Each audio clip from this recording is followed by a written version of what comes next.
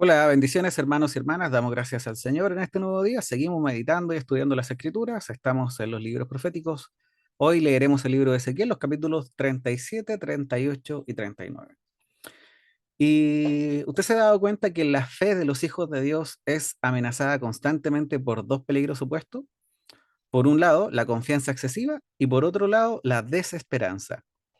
Y es sobre este último peligro hacia el cual dirige el mensaje de Dios en el capítulo 37 del libro de Ezequiel. Nosotros ya leímos en el capítulo 36, donde Dios le había asegurado a su pueblo que los exiliados en Babilonia no se habían ido para siempre, sino que estaban a punto de llegar. Sin embargo, el pueblo estaba tan desesperado por su situación que le resultaba difícil creer en las promesas del Señor.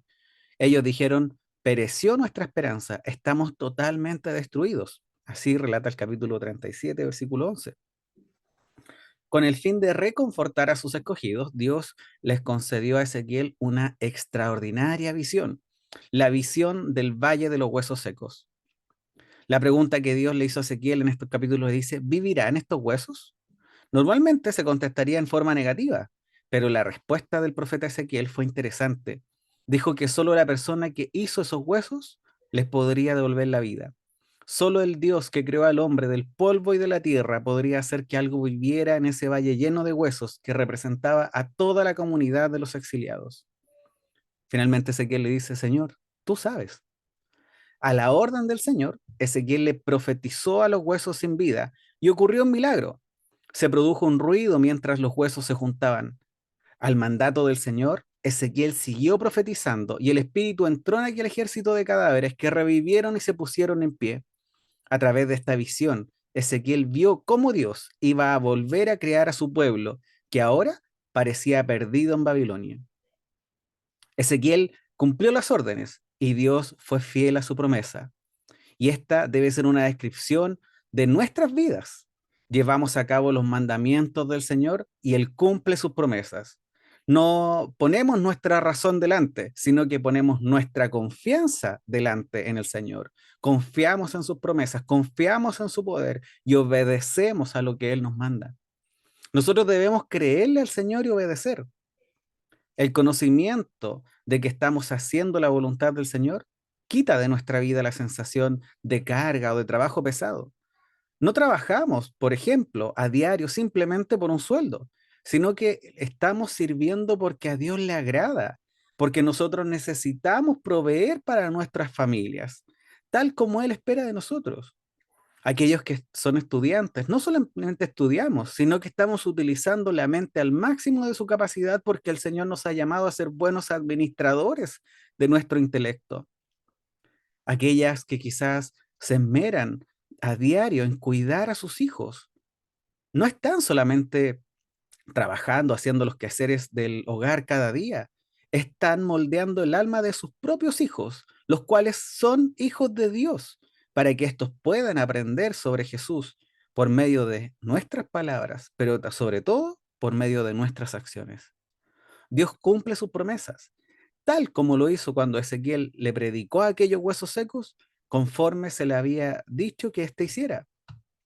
Quizás nosotros no tenemos el mismo llamado de Ezequiel, pero tenemos un propio llamado.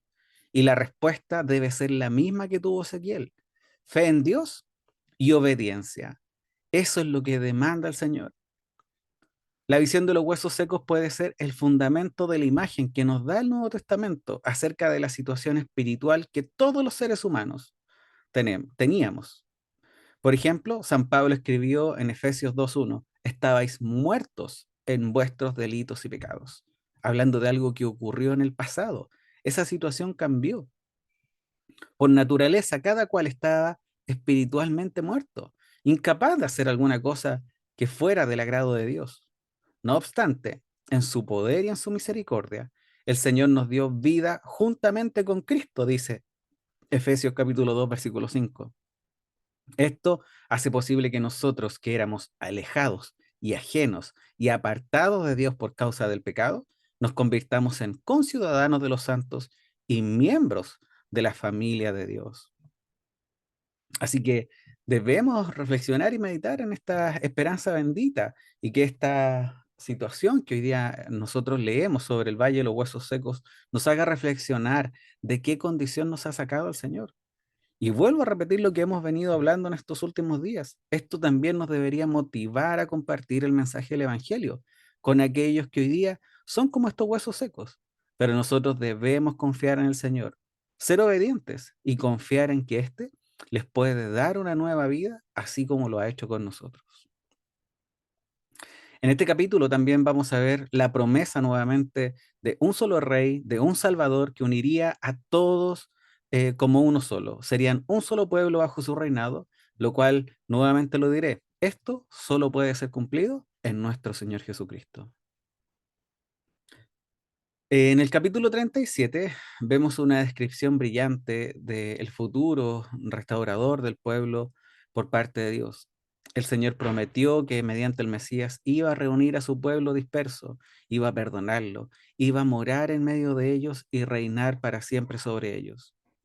¿Acaso significaba esto que los enemigos de Dios y los de su pueblo iban a aceptar la derrota y a suspender sus esfuerzos para destruir al pueblo de Dios? Bueno, la respuesta a esto la veremos en los capítulos 38 y 39. El Señor le dio a Ezequiel un vistazo de la respuesta. La perspectiva es en parte atemorizante. Vemos cómo las hordas enemigas le harían la guerra al pueblo de Dios en un intento por destruirlo. Pero no obstante, la visión del Señor que le dio a Ezequiel también resulta reconfortante. El Señor promete enviar juicio consumidor sobre aquellos que osaron atacar al pueblo escogido. Y el capítulo 38 y 39 no es fácil. Es lo que usted seguramente ha escuchado en más de una ocasión, las profecías sobre Gog y Magog.